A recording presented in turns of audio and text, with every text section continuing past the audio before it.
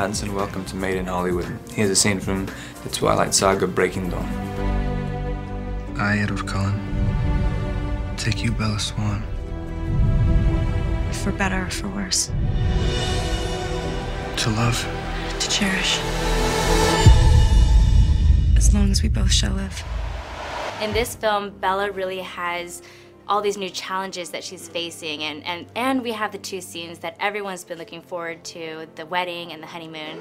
I know it's weird because she's always been so sure of something that seems so crazy to everyone, you know? And that's sort of why the series, they've been so sort of romantic and like scary, you know what I mean? Just sort of like full of everything that gets us girls going. And they have legends about blood-drinking demons who prey on.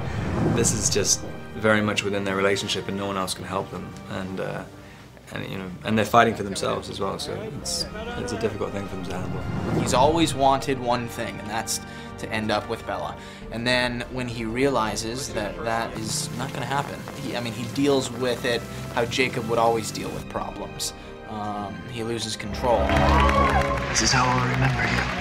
Pink cheeks, heartbeat. I think I'd be used to telling you goodbye by now. Your character goes through a major transformation in this film. He has to really step up and become a leader. Yes, he does. He does. You know, what's exciting is he starts the movie as the same Jacob we've always seen, but by the end, he's a new guy. He has to mature quite a bit, make some tough decisions, and that was very exciting for me as an actor.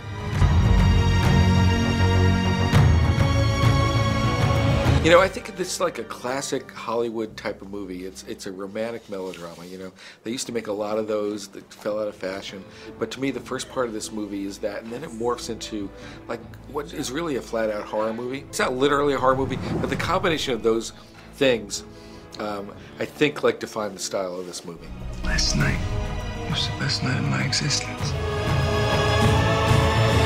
Were you nervous to go into production for this film? Were you kind of feeling the pressure that you had to live up to the fans' expectations? Yeah, totally. I mean, I have that with every movie anyway, but more so with the Twilight series and more so with this installment. We knew that it was going to be a 6-month shoot, and that's a lot, because usually we're doing 3-month shoots. And you know, you just take it one day at a time. You have it weighing on you for that long. The wedding was the last scene we shot. So it was like, really? You're gonna torture me to the last second?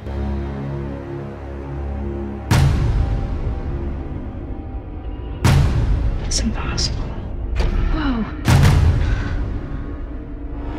I think that my favorite part of the film is when we see the shift in Edward's reaction to the baby, because at first he just wants it out, he doesn't really care about it, but once he actually starts hearing the thoughts of the baby, this changes, and I love to see that shift, and I love to see kind of how they come together. I mean, there comes a point in the relationship, like no matter what a guy thinks, it eventually comes down to whatever. The girl is the one in control of it, and as Edward has been the most controlling person throughout, even if it's with good intentions, it drives him crazy, and he basically has to surrender his entire ego. The fetus isn't compatible with your body. It's too strong and fast-growing. It's crushing you from the inside out. We didn't think it was possible that she could get pregnant. We didn't really know that a human and a vampire could. Yeah. Yeah, I mean, I felt like I needed a parachute. I was like falling through space when I got that word. Despite all of their differences and how much they hate each other, they have to join forces. They have to join together in order to save the one person they love. I can't see Bella's future anymore. She's really concerned because she doesn't know what's going to happen, and usually Alice does know what's going on, and the fact that I feel like you kind of think the worst if you can't see someone's future anymore. Everybody really is just thinking about Jacob and what is this going to mean for him, and concerned for his feelings and his well-being.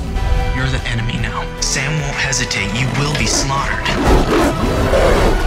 I think it was also cool to really see him join in on the Cullen family. It was a nice little change to be able to see him roaming around the house. It was, yeah. I mean, and he's very different when he's with his pack compared to the Cullens. I mean, he's a little uneasy at first with them, but slowly he becomes more comfortable, and they become his new family. Because actually, Jacob sort of does this gives her this huge break. He's like, yeah, you can stay with me. If Sam comes after Bella, are you really ready to fight your own brothers? Then he's torn between his old family, the pack, who he's always been loyal to, and his new family, and he really has to say, all right, what's the right thing to do? Get ready, they're coming for Bella. They're not gonna touch her. If you kill her, you kill me! These moments are so built up that I didn't want to look back and go, you didn't even have that experience. Like, I don't even remember what it felt like. And so to be honest, I have no idea. I just went. And you know, it's been 4 years. We know these characters, and all the rehearsals and all the reads of the books, they're there. And so I think it came out. Great. I'm gonna pull him out.